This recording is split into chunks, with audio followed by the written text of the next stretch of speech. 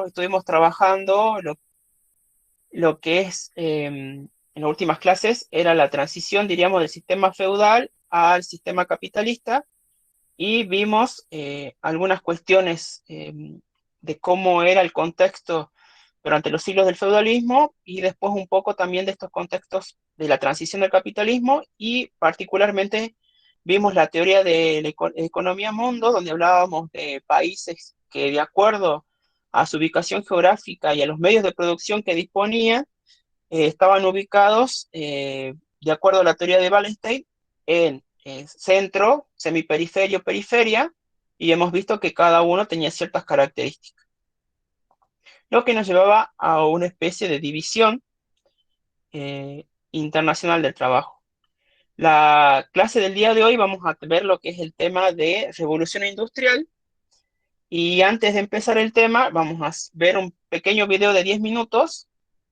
La idea es que, como hicimos en las clases anteriores, es ver el video con atención, tratar de tomar nota, así cuando termine el video vamos discutiendo qué es lo que vimos, qué impresiones tenemos nosotros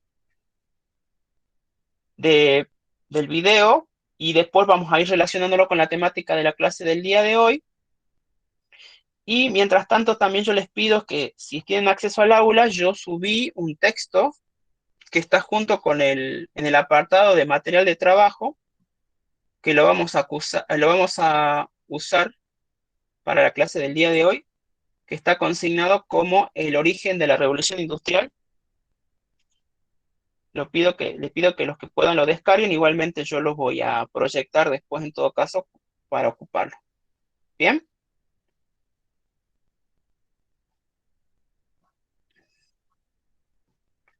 Bueno, entonces inicio yo la proyección del video, toma nota y después discutimos en relación con la temática del día de la clase.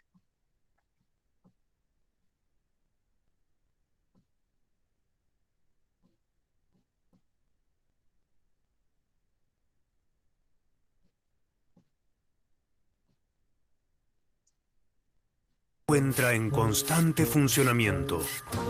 En este preciso momento, en todas partes del mundo, se están fabricando cientos de miles de millones de productos. Desde golosinas hasta complejos microprocesadores, toda producción tuvo un inicio y una evolución.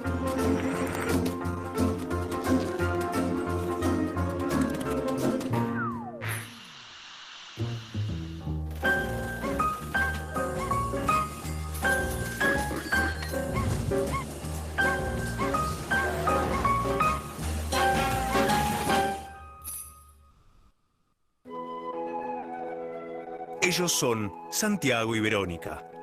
Desde hace tiempo están ahorrando para comprarse un televisor. Santiago, al pensar en la compra que va a realizar, recuerda lo que alguna vez escuchó en una clase de economía. El capitalismo fue cambiando a medida que el ser humano iba transformando las formas de producir.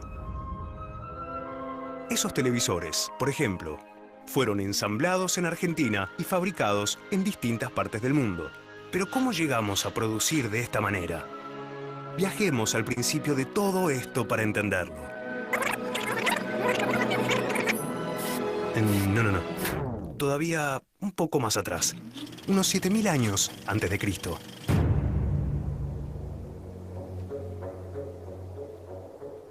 El ser humano es nómada y sobrevive en diferentes ambientes gracias a la caza y a la recolección. Felipe, de tan solo 11 años, recuerda haberlo leído en alguna revista. Lo que Felipe no sabe es que un día los animales empiezan a escasear y el ser humano no tiene otra salida que buscar una solución. Es en este momento cuando hace un descubrimiento que cambiará la historia de la humanidad. Aunque Felipe no lo sepa, en su mano tiene la respuesta.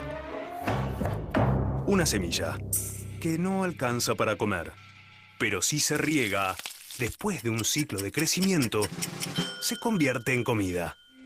Con este aprendizaje, el ser humano se establece y da lugar al nacimiento de una nueva etapa: la agricultura.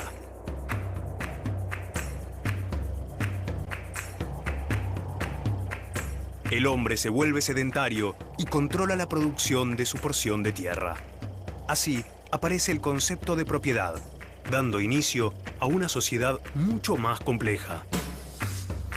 Con esta nueva sociedad aparecen otras divisiones de tareas definidas por el ejercicio de la propiedad. Están quienes poseen la tierra y quienes la trabajan. Pero, ¿de qué manera incide esta división en los modos de producción?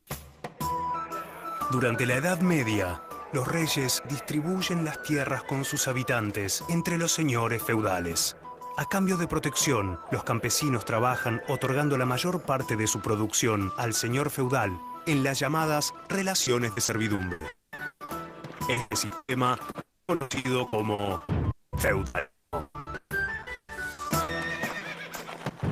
Mientras tanto, en las ciudades, los artesanos van desarrollando otra forma de organizar la producción.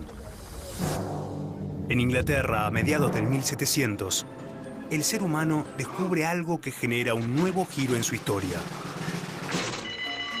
La producción de bienes, que hasta el momento se elaboraba de forma artesanal, comienza a realizarse en forma sistematizada con máquinas de vapor.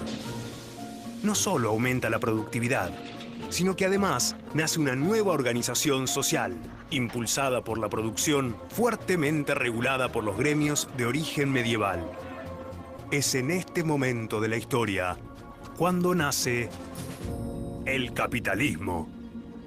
Y es también el inicio de la revolución industrial.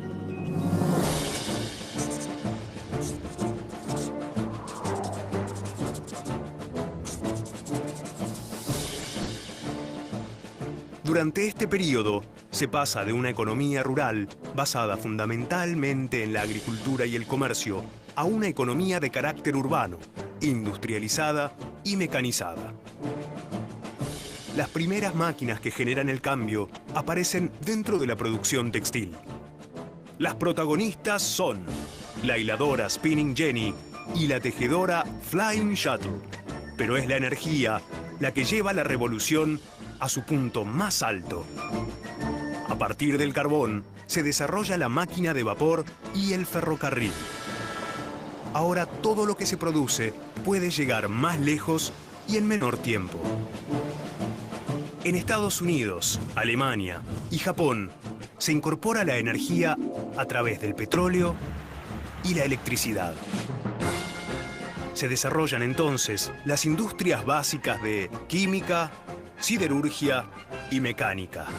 Y se producen el automóvil, el tranvía, la bicicleta y el aeroplano. Con la industria se crean nuevos puestos de trabajo.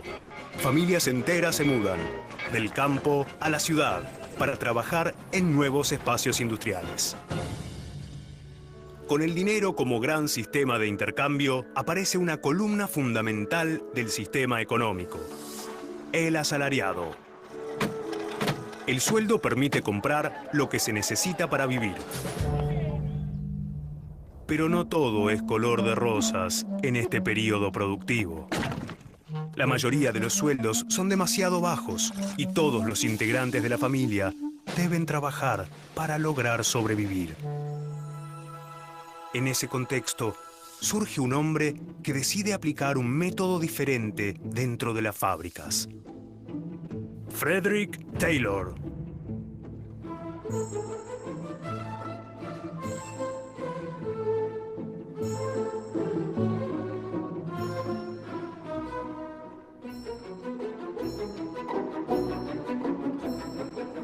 Luego de trabajar en varias fábricas de los Estados Unidos, Taylor propone la estandarización del proceso de producción. Los trabajadores especializados dan sus conocimientos a las gerencias y así pierden el control de la producción. Taylor estudia la relación entre el trabajo del obrero y las técnicas modernas de producción industrial. Mecaniza cada una de las tareas y calcula sus tiempos exactos de realización. Así, evita el control que el obrero puede tener sobre esos tiempos y sobre el conocimiento de la tarea. Se generan entonces cambios en la composición de la clase obrera.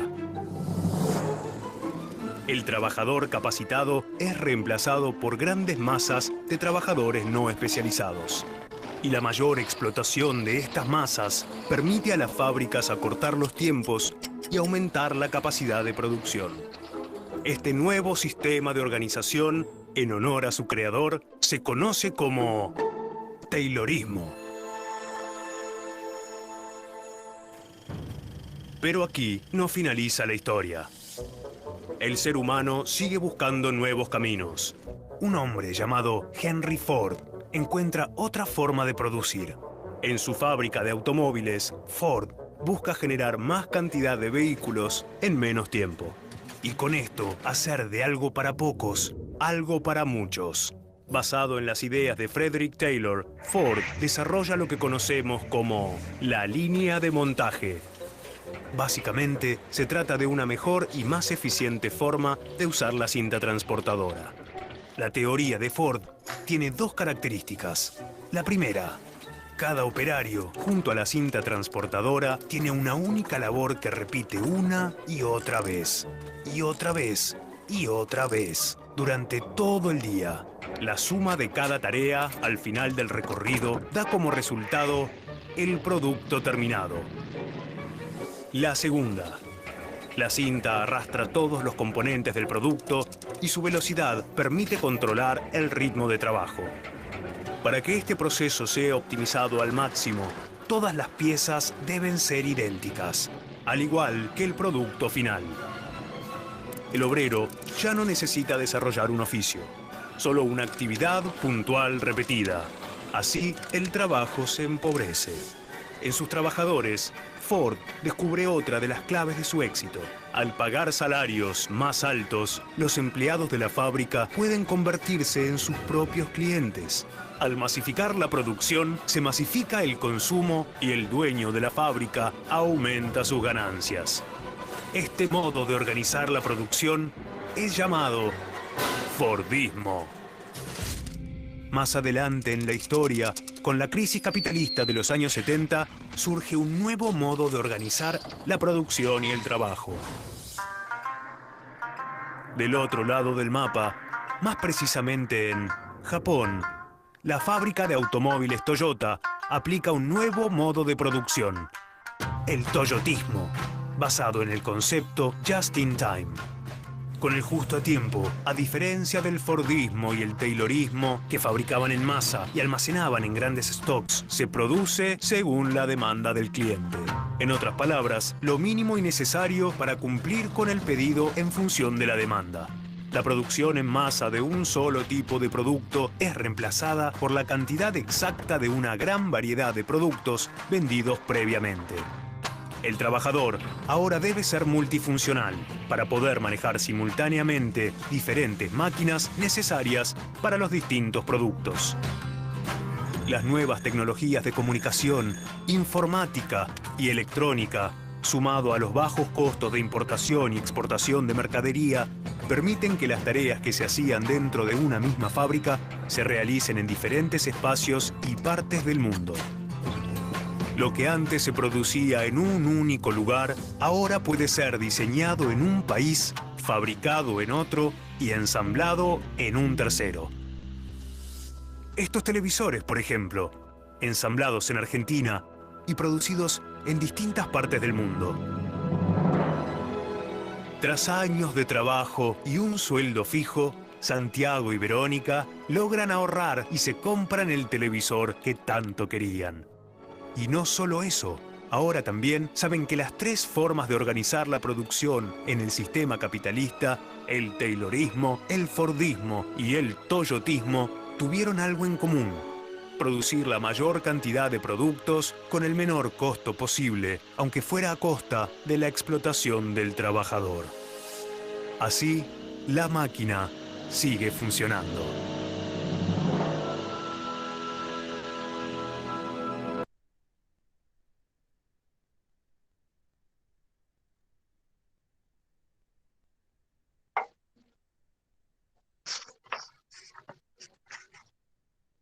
Bien, ¿quién comienza?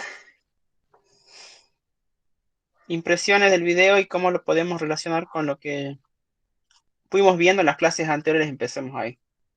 Que al principio el video plantea algunas cuestiones que ya vimos nosotros.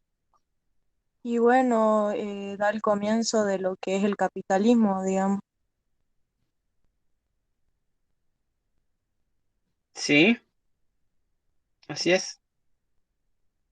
¿Qué más? También se sitúa, bueno, en la Edad Media, donde estaban los feudales, los feudalistas, eh, bueno, que trabajaban para ellos y después se da una producción en la ciudad de bienes, en la cual incluye la máquina de vapor, nuevas organizaciones sociales, que estaba acompañada también por la revolución industrial. Bien. Sí, Bueno, entonces, bien. Sí, Analia. sí, ¿no? Que también nos va mostrando, ¿no? Cómo va cambiando, digamos, la vida total, digamos, la familia, cómo va cambiando su estilo de vida, de estar en el campo, pasar a la ciudad, deja de depender de una vida, o cambia su vida nómade, dice, en un principio pasa a ser sedentaria, o sea, es un constante cambio y ese cambio atraviesa toda la familia, digamos, no solo al hombre individualmente, digamos. Bien, sí, la idea del video en la primera parte es como mostrar la evolución, diríamos, de cómo se venían planteando los modos de producción, ¿no? Teníamos un modo de producción que era primitivo, cuando, bien como lo dijo Analía, cuando éramos nómades, después por la antigüedad en esclavismo antiguo y después lo que hemos visto nosotros en clase al hablar del feudalismo medieval.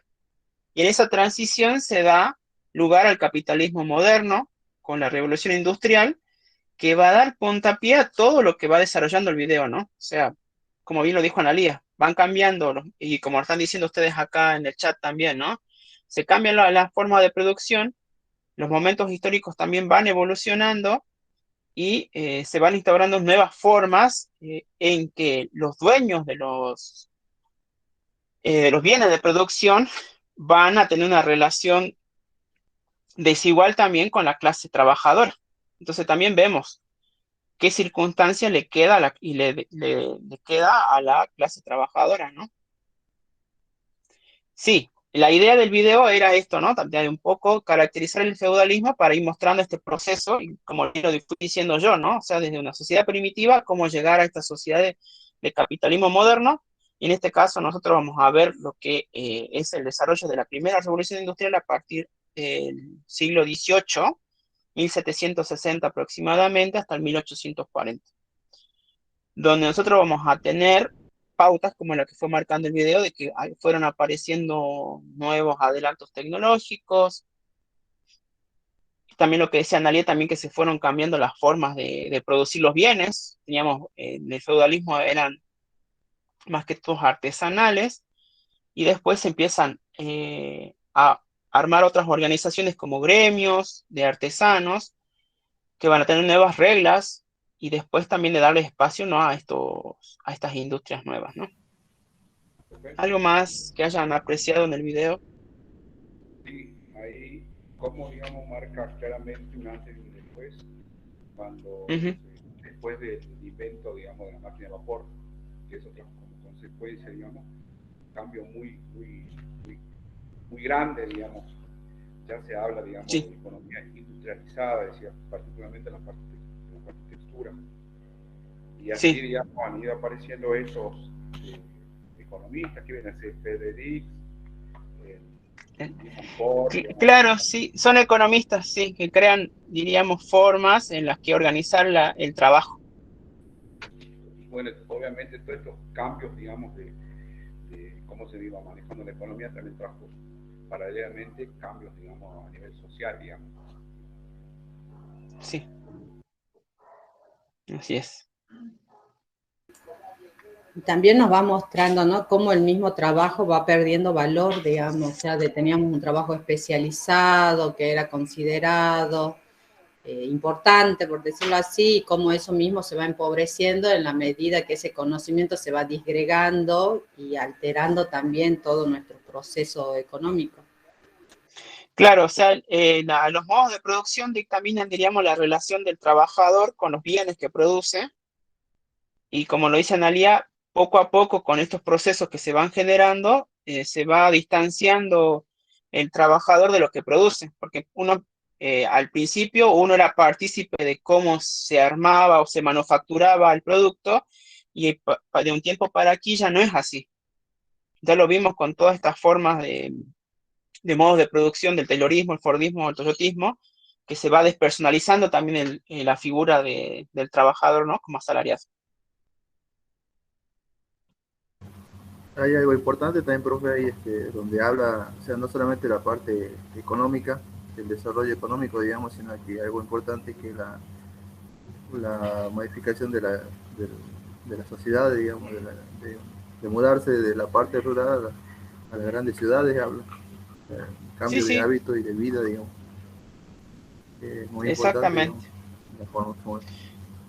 Sí, lo que vamos a ver nosotros es que la revolución industrial implica no solamente una revolución de tipo económica, sino que también va a estar sustentada por esto, como decís vos, por lo social, ¿no? Y vemos atrás, diríamos, al feudalismo y esta transición que ya venimos hablando nosotros, que ya veníamos hablando del siglo XVI de esto, que esto va a sentar las bases, diríamos, para que estos procesos revolucionarios se den en este momento. Acá yo les muestro, por ejemplo, más o menos cómo podríamos ir viendo los distintos tipos de industrias que se van planteando, diríamos, desde la primera revolución hasta la tercera, los transportes, también las fuentes de energía que se fueron teniendo en cuenta en la localización, y el empleo, ¿no? Que veníamos hablando, ¿no? Pasar de un empleo del artesano al obrero a obreros que ya son cualificados, y después ya a una tecnificación, y donde ya hablamos de precariedad laboral, ¿no? Donde ya la mano de obra ya no es tan prescindible, imprescindible, perdón, me corrijo. Entonces, la idea ahora es ver la revolución industrial en base a qué cosas, diríamos, a qué elementos pudieron dar lugar a este tipo de revolución en este momento histórico en particular. Por eso el video marca, diríamos, este proceso de transición del feudalismo al capitalismo, y donde ya se instala el capitalismo, y esta es una de las pautas del capitalismo moderno que va a permitir que se dé este proceso de revolución, que va a marcar el inicio de los tiempos modernos de alguna forma, ¿no? Y donde el protagonista también va a ser, una protagonista importante va a ser la tecnología. Y cuando nosotros hablamos de revolución industrial, también hacemos mucha referencia a lo que es Gran Bretaña. Así que yo ahora lo que les voy a pedir, chicos, es que si pudieron descargar el texto, nos vamos a dar ahora 15 minutos de lectura para las primeras 4 páginas, ¿no? Estoy hablando de las 2 primeras hojas del texto. Así, con lo que vimos en el video, más lo que yo fui hablando ahora, vamos a hacer una lectura del texto y vamos a discutir un poquito esto en un principio, digamos, de las ideas que tiene el texto. Sí, Lourdes. ¿Puede compartir la pantalla del texto? Sí, sí, yo voy a compartir la pantalla. O sea, los que puedan descargar el texto lo descargan, y los que no, yo voy a proyectar ahora el texto, ¿bien?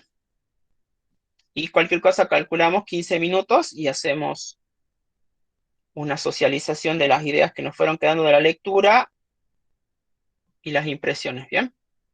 Deme un segundo y ahora comparto.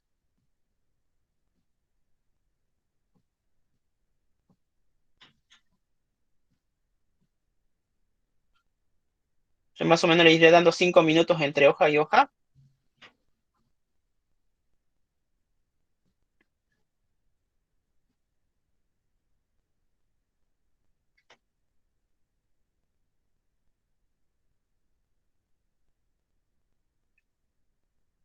Bien, entonces me desconecto un ratito, les doy tiempo para que lean, y una vez que pase el tiempo, discutimos, ya les dije, las primeras 4 páginas de texto.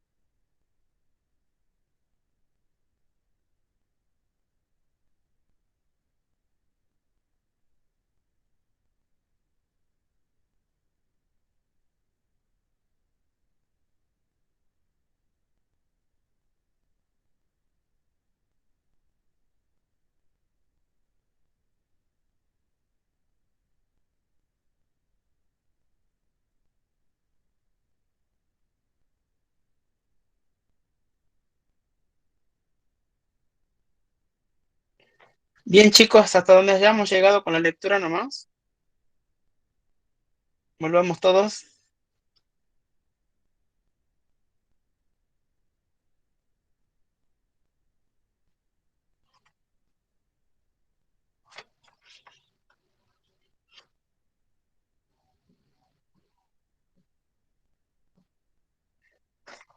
Bien, ¿quién quiere comentarme más o menos qué es lo que fue leyendo?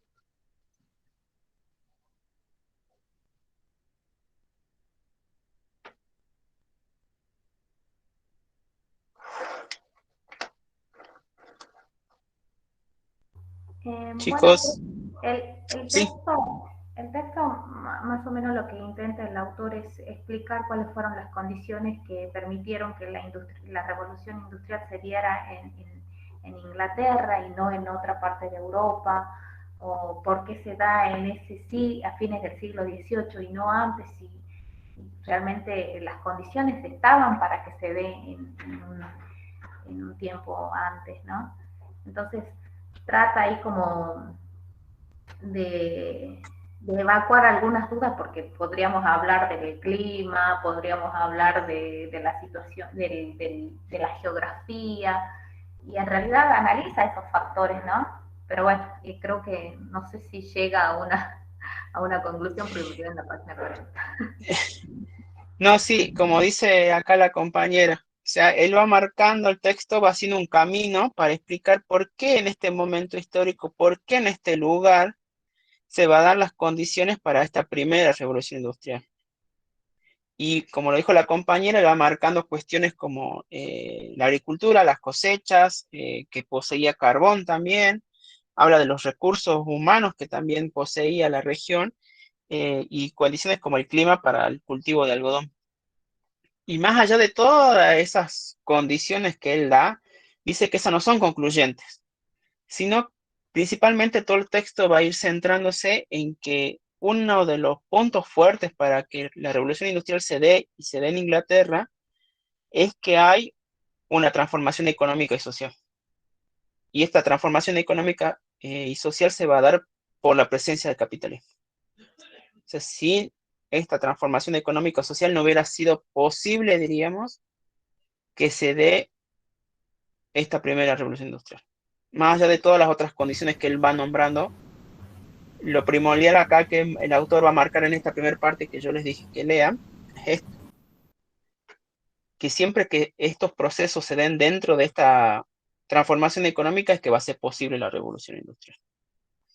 Bien, algo más, dice otras cosas el texto, ¿qué más aparte de estas condiciones? Hay una parte que me gusta a mi profe donde se explica, digamos, de que en Inglaterra lo que da empuje, digamos, al inicio de la revolución es que cada persona que quería o sea, iniciar o emprender un negocio no le hacía falta mucho capital.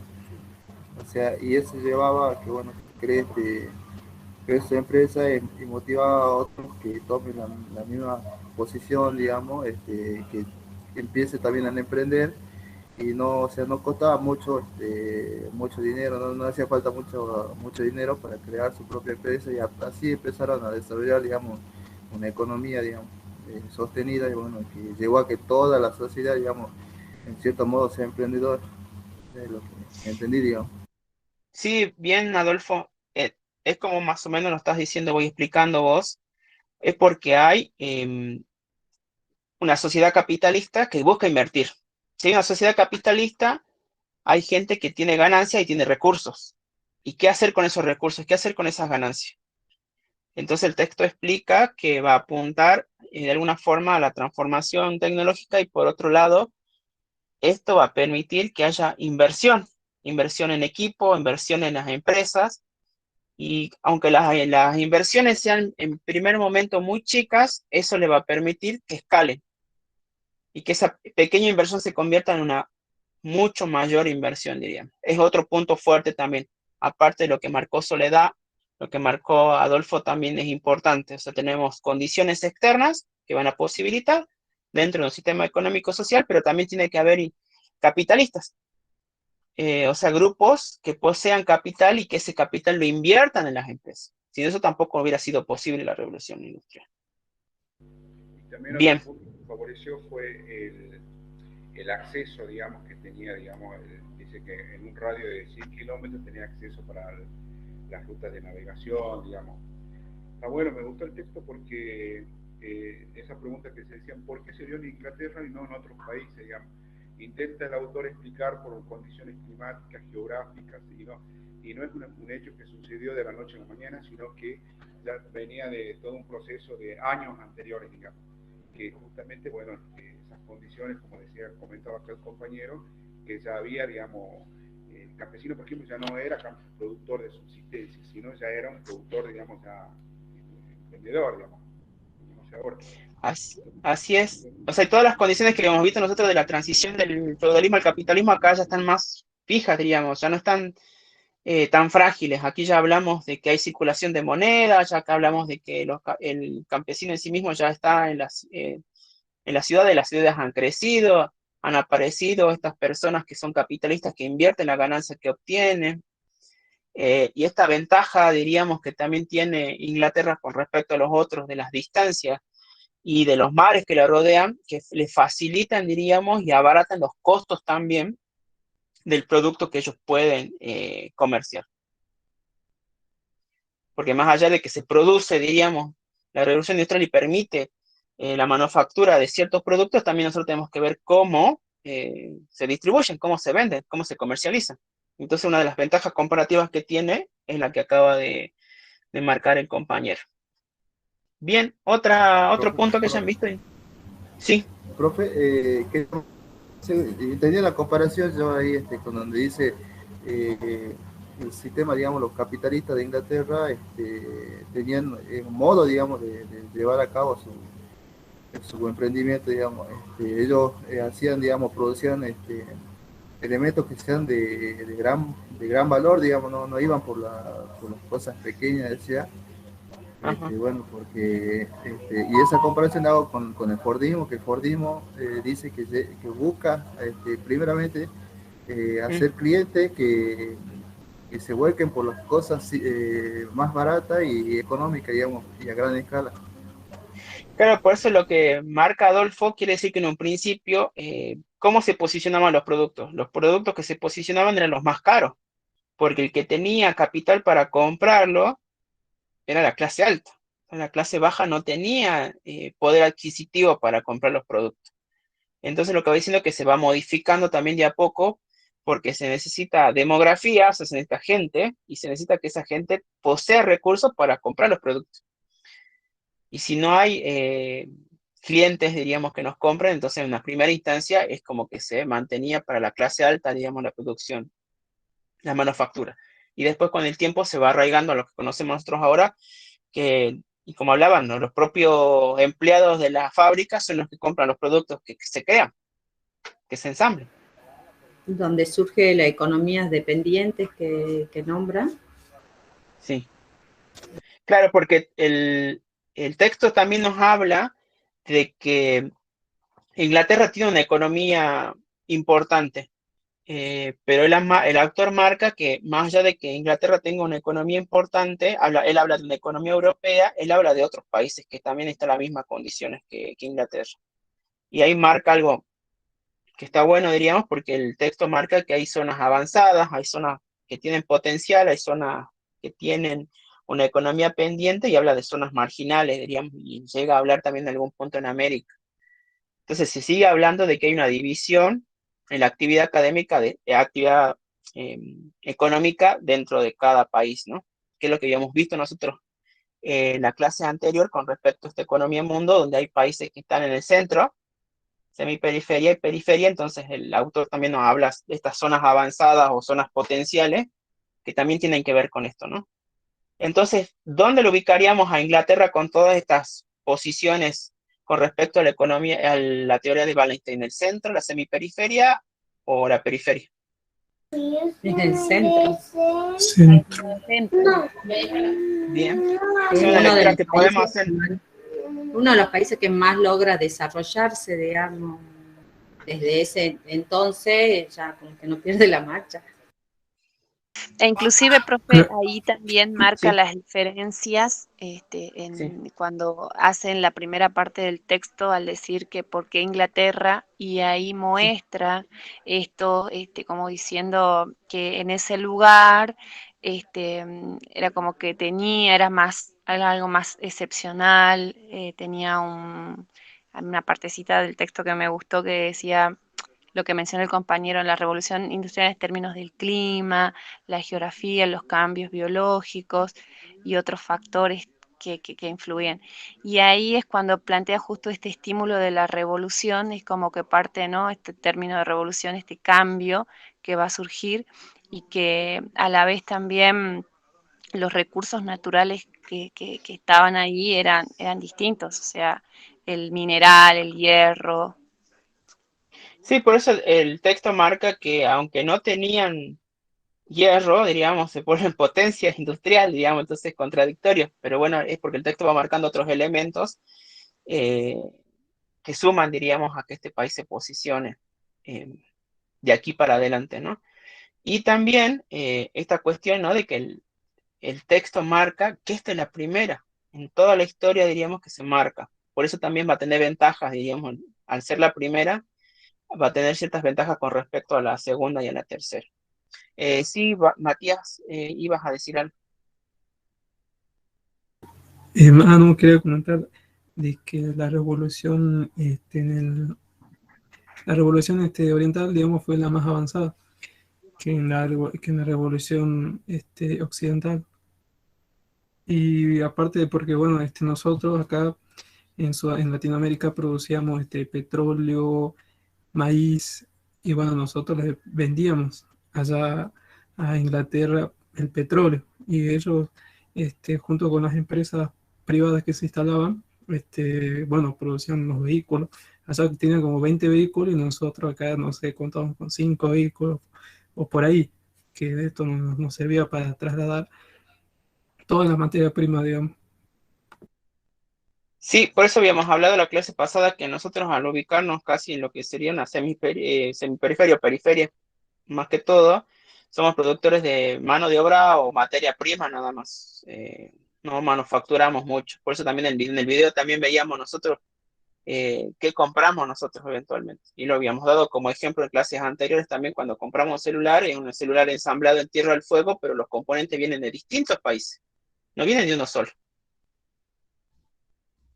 Ya es Profe, en una la última superación. parte del texto Sí, no lo pude llegar a leer, hablaba sí, justamente del automóvil y daba una sí. marca específica. ¿A qué se refería ahí? No, no pude llegar a leer el texto completo. El texto creo que habla de, en la última parte, en la última hoja, en la 41, ¿me decís vos? Sí. Sí, habla del Fordismo, habla Ah, de lo que habíamos visto en el video, habla del Fordismo, lo nombra. bien, sí, Eso es. Eso ahí habla está. del No Fordismo. la había Por eso, corrido y me por eso quedé ahí habla, con la duda. claro, porque él habla de números de clientes altos para poder posicionar, digamos, los automóviles que se ensamblaban en masa. Bien. Bien, ¿algún otro aporte, chicos? Está bastante interesante el texto.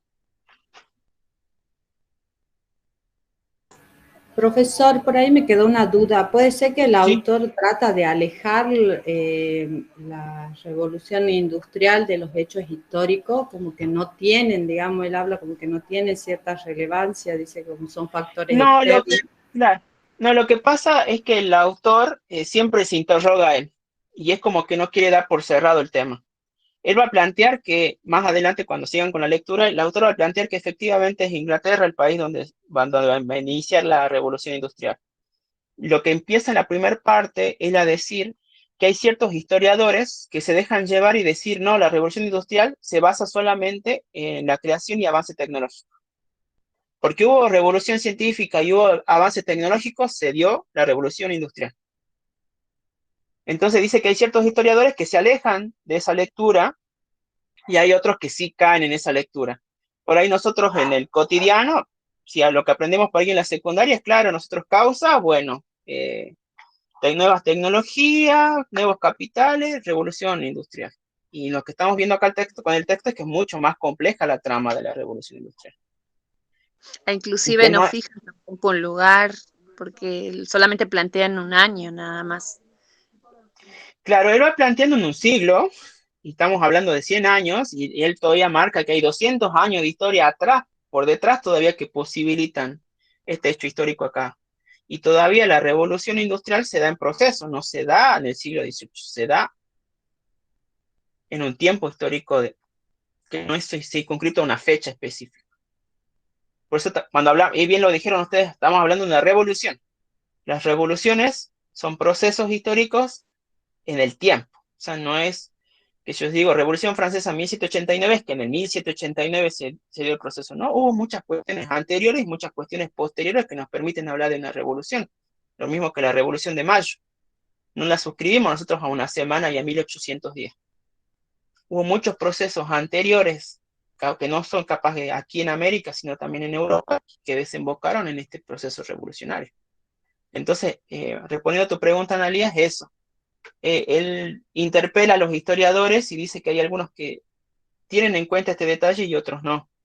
Y siempre nos va preguntando por qué este lugar, y bueno, cuando adelanten la lectura se van a dar cuenta que sí efectivamente lo marca en Inglaterra, pero por todas estas cuestiones que fue desarrollando, y principalmente por lo que yo les fui diciendo.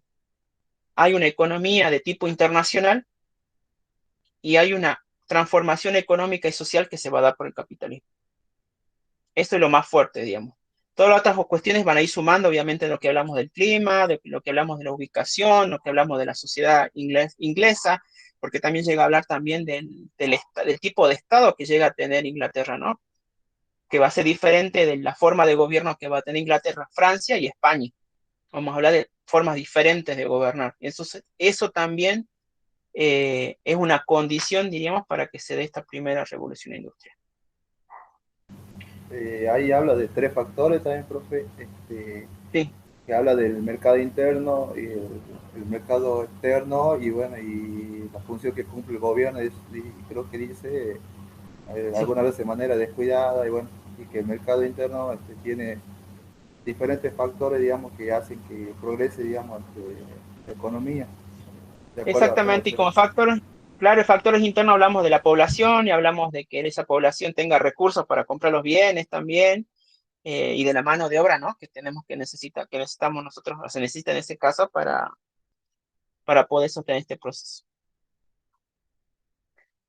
Bien, chicos, la clase de hoy se trató de esto, de ver cómo trabajando lo que ya vimos en los temas anteriores tiene relación, aunque estamos diferenciados casi por 2 siglos, diríamos, del 16 al 18, pero todas las pautas que fuimos trabajando nos permiten hacer una lectura de por qué es importante, diríamos, o por qué se da este proceso de la revolución industrial.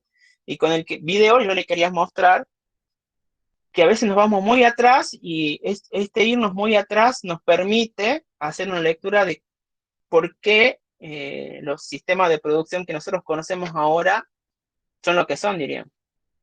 O sea, y no entenderlo así a la revolución industrial sola ya por el 1700, sino entenderla que es todo un proceso histórico que va a ir evolucionando, así como lo dijo Analía, también así como van evolucionando las sociedades, va a ir a la par acompañando este sistema económico capitalista que hasta el momento lo seguimos conociendo. Así que bueno, chicos, lo último dejo de grabar la clase